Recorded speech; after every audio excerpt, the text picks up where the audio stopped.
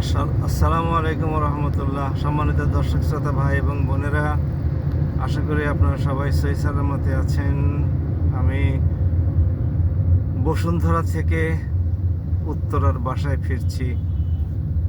গাড়ির কিছু কাজকর্ম করা বাকি ছিল, ওইগুলো শেষ করে এই জন্য আপনাদের সাথে একটু কিছু কথাবার্তা বলতে এই ভিডিওতে আসলাম।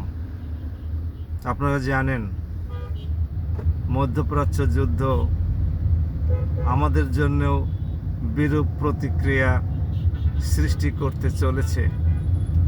ইতিমধ্যে বাংলাদেশে আলোচনা শুরু হয়েছে।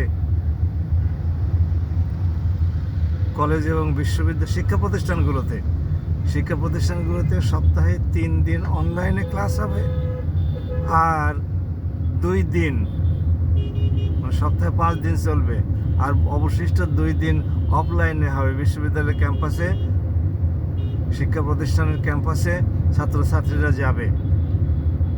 তার মানে সপ্তাহের মাত্র 2 দিন তো ছুটি থাকবে, শুক্র শনি ছুটি। এরপরে 3 দিন অনলাইন, ক্যাম্পাসে যাওয়া নাই। তার মানে সারা সপ্তাহের মধ্যে মাত্র 2 দিন শিক্ষা প্রতিষ্ঠানে ছাত্রছাত্রীদেরকে হাজির হতে হবে।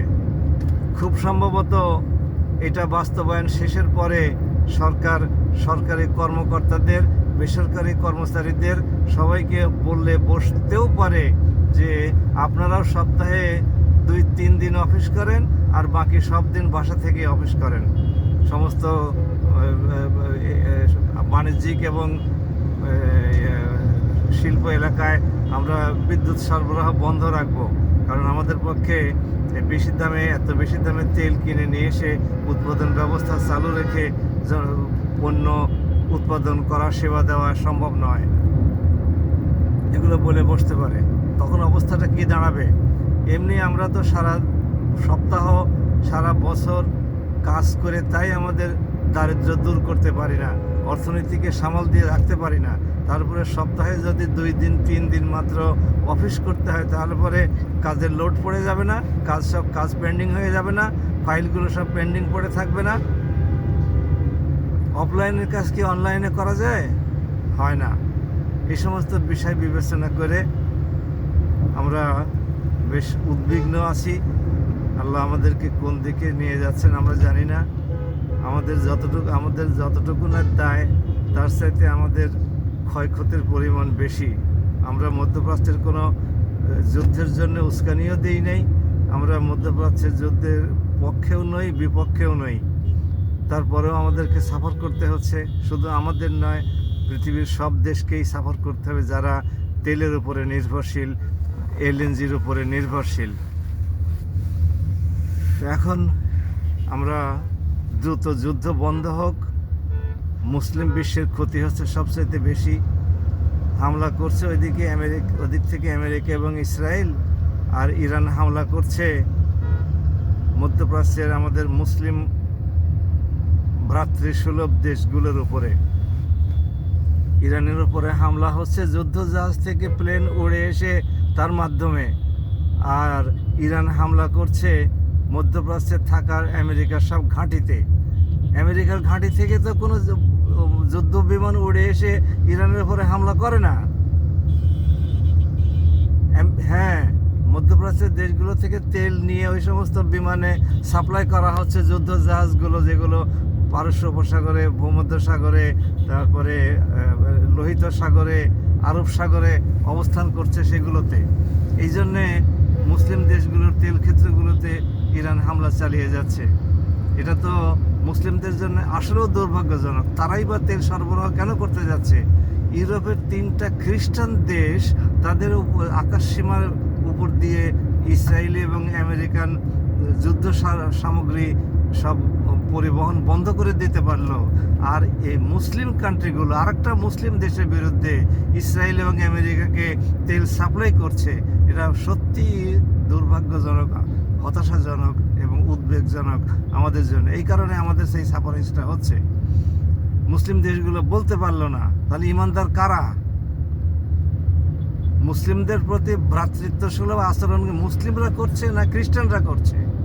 খ্রিস্টানরাই তো মুসলিমদের দেখে আপন, উত্তর কোরিয়া কোথায় থাকে? সেই চায়নার কাছে, সেই উত্তর কোরিয়া রাশিয়ার কাছে। উত্তর কোরিয়া চীনকে সমর্থন দিচ্ছে, আর পাশেই ওখানে মুসলিম গালফ কাউন্সিলের, গালফ কোঅপারেশন কাউন্সিলের দেশগুলো, তারা ইরানের সবাই বিপক্ষে।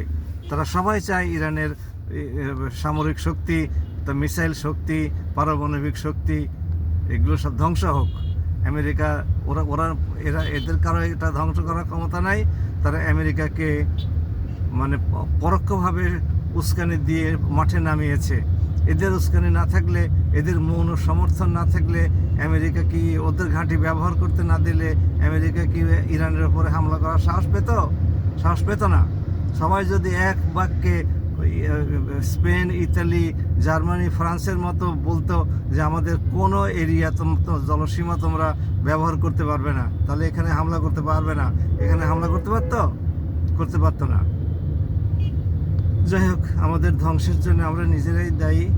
আল্লাহ আমাদেরকে হেফাজত করুন এবং শুভ বুদ্ধির উদয় দান করুন। তবে হ্যাঁ, মুসলিম দেশগুলো আমেরিকাকে আশ্রয় দিয়ে তারা আমেরিকাকে রক্ষকের ভূমিকায় না পেয়েছে ভক্ষকের ভূমিকায়। তার মানে মুসলিম দেশগুলোর জন্য আমেরিকা আজকে রক্ষক না হয়েছে ভক্ষক। হোক, যাদের ভোগ করতে দেওয়ার মতো সামগ্রী আছে তারাই তো উদার হস্তে কাফির মুশরিকদেরকেও সব দিয়ে থাকে। দিচ্ছে, দিক। ওদের সম্পদ যতদিন থাকে ততদিন তারা দিবে, যখন থাকবে না তখন অতীতে যেরকম এই সম্পদ পাওয়ার আগে ভিক্ষা করে বেড়াতো, আমাদের বাংলাদেশ থেকে তো তারা ভিক্ষা নিয়ে গিয়ে খেত।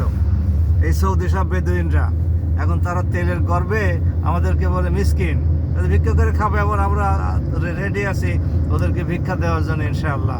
আল্লাহ আমাদেরকে সে তৌফিক দান করুন, আর ওদেরকে শুভ বুদ্ধির উদয় দান করুন। মুসলিম বিশ্ব ক্ষতিগ্রস্ত হওয়ার হাত থেকে বেঁচে যাক।